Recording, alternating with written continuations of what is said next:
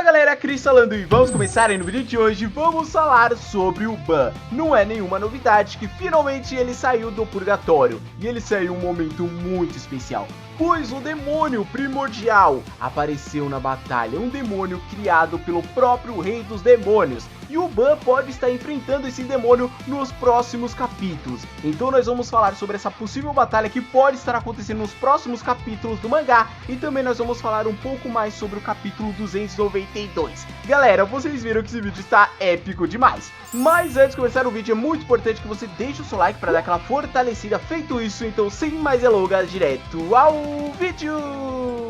Então galera, todo mundo viu nesses últimos capítulos que finalmente o Ban voltou. E foi através do olho do Hawk aonde existe um portal para o purgatório. Mas antes da aparição do Ban, o demônio primordial acaba aparecendo. O primeiro demônio, o mais leal e o mais poderoso criado pelo rei dos demônios, acabou surgindo naquela batalha, uma fusão entre Kusaki e Shender, e já já nós vamos falar sobre ele. Mas o que acontece? Quando esse demônio apareceu na batalha, deixou todos sem esperanças, mas como o próprio mangá acaba falando na última página, com a volta de Ban está na hora de dar uma esperança, com o poder que ele acabou obtendo no purgatório. Então nós podemos esperar grandes coisas do Ban. Mas antes disso tudo acontecer, é fato que a memória de todos acabou voltando à tona. A magia de Gowther foi desfeita completamente. E teve uma pessoa que chamou muita atenção após a magia ser desfeita. O próprio Zeldris, pois ele mesmo disse que ele nunca considerou o Estarossa como um irmão. E muitos de vocês aí nos comentários acharam isso muito incoerente, pois em diversos momentos dentro do próprio anime, o Zeldris defendia o Estarossa. Teve um momento que o próprio Zeldris arriscou a sua vida para salvar o Estarossa do Cruel Sun. Todo mundo lembra desse episódio, né? O que acontece, galera? Eu estava conversando com o Dan sobre esses comentários. Vocês já devem conhecer o Dan, né? Olá, cavaleiros e paladinas, eu sou o Dan, sejam bem-vindos a Nishounen. E o que acontece? Não foi só vocês aí nos comentários que ficaram surpresos com isso, eu também fiquei. Eu fiz um vídeo falando como poderia ser a reação dos Elders, e ele literalmente cagou pra isso. Mas como o próprio Dan acabou falando pra mim, tudo tem sentido. Aquele momento dos Elders arriscar sua vida para defender o Estarossa é uma coisa normal. Ele faria isso independente do membro dos 10 mandamentos, pois esse é o papel do príncipe dos demônios, proteger os seus membros. Por isso que ele defendeu o Estarossa. E se você não estiver contente com essa explicação que eu dei para vocês, teve um momento dentro do mangá que o próprio Zeldris mostrou que ele não tem uma confiança de irmão no Estarossa. E esse momento foi mostrado quando os três acabam se reencontrando. E nesse reencontro, o Zeldris acabou dando os mandamentos que ele acabou colhendo para o Meliodas. Mas o Estarossa tenta se aproximar desses mandamentos, mas o Zeldris não deixa nem ferrando. E para complementar isso, ele ainda ameaça o Estarossa para ele não ficar no caminho de Meliodas e não roubar os mandamentos, senão o Estarossa ia se ver com ele. Ou seja, realmente o Zeldris nunca considerou o Estarossa como um irmão. Ele acaba tratando o Estarossa de uma maneira muito diferente que ele trata o Meliodas desde o princípio. Então o criador do mangá, o Nakaba Suzuki, vem fazendo um bom enredo desde o começo até o final, beleza? Mas enfim, agora vamos falar sobre o demônio primordial, que provavelmente estará lutando contra o Ban nos próximos capítulos. Todo mundo viu, tanto quanto Shender e Kusaki são extremamente poderosos, com quase 200 mil de nível de poder. Esses são os demônios de mais alto nível. E isso não sendo suficiente, no capítulo 292 tivemos revelações bombásticas, pois o Kusaki acaba falando que no passado o rei dos demônios criou um único demônio para governar o mundo dos demônios. E esse demônio era chamado de demônio primordial, era o servo mais leal, é como fosse um grande braço direito do rei dos demônios. Mas esse tal de demônio primordial, ele se orgulhava muito da sua própria força, e então ele tentou roubar o trono do seu próprio criador. Mas nessa o rei dos demônios acabou ganhando a sua batalha e deu uma punição para o demônio primordial, e acabou dividindo seu corpo e alma em dois, e esses dois são o Kusaki e Shender.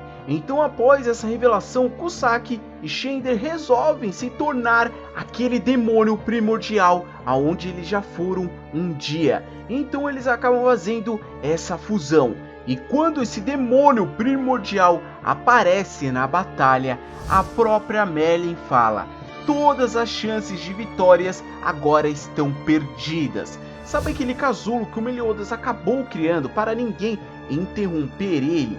O Meliodas acabou criando aquele casulo com seu poder mais os mandamentos que ele tem posse, e são 5 no total. E esse casulo coberto de magia negra é tão poderoso e resistente que nem mesmo o líder dos 4 arcanjos, Hidoshel, usando a sua habilidade, ele não conseguiria infiltrar lá dentro. Então os membros dos 7 pecados capitais só conseguiram entrar pois a Merlin está com o mandamento da Meracila. Então esse casulo permitiu que eles entrassem. Se não fosse isso, eles nunca conseguiriam entrar naquele casulo. Então vocês têm ideia de quão poderoso esse casulo é. Mas quando Kusaki e Shender resolvem se tornar um só, o pecador, o primeiro demônio, o demônio primordial, aquele casulo acaba estourando como fosse uma bexiga, como não fosse nada. Então imagine o nível de poder do demônio primordial. E após esse capítulo a gente também teve a resposta. Não sei se vocês perceberam, mas o rei dos demônios, ele dividiu o seu poder em 2. E a outra metade, ele acabou dividindo em 10. E ele acabou nomeando esse poder em 10 mandamentos. Então agora nós sabemos porque ele dividiu a outra metade em 10. Para ninguém mais ousar em roubar o seu trono. Pois a única pessoa que ele quer ter como sucessor ao seu trono é o Meliodas.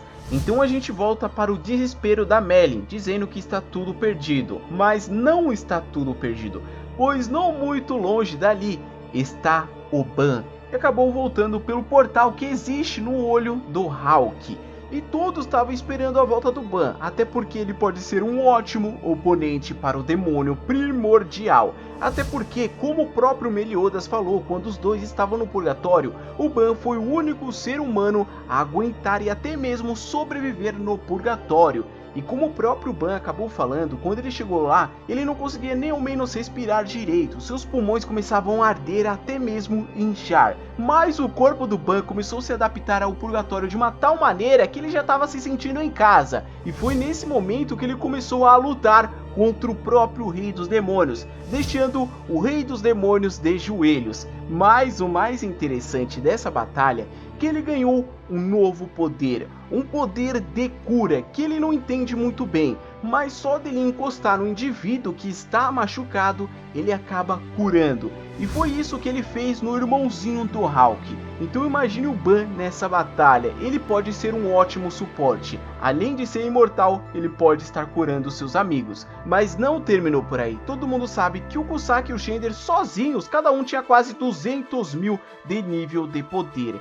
Agora todos chutam qual deve ser o nível de poder do Ban atualmente. Galera, todo mundo tem que lembrar que nível de poder não significa tudo. Até porque o Shender e o Kusaki eles poderiam derrotar todo mundo naquela batalha facilmente. O importante mesmo são as habilidades que podem ser úteis. Foi isso que a Merlin fez. Ela sendo inferior a nível de poder, ela conseguiu derrotar parcialmente o Kusaki e o Shender. Então o Ban, eu acredito que ele não vai ter um nível superior ao demônio primordial. Até porque esse demônio primordial foi criado pelo rei dos demônios, que ficou muito tempo no purgatório. Então ele deve ter lá mais de seus 300 mil fácil. Então eu acredito que o Ban pode ser inferior, mas as suas habilidades de cura pode ser fundamental nessa batalha. E você deve estar pensando o seguinte: mas poder de cura não vence nenhuma batalha. Isso é verdade, mas a gente tem que pensar um pouquinho. O Ban foi o único ser humano a sobreviver no purgatório.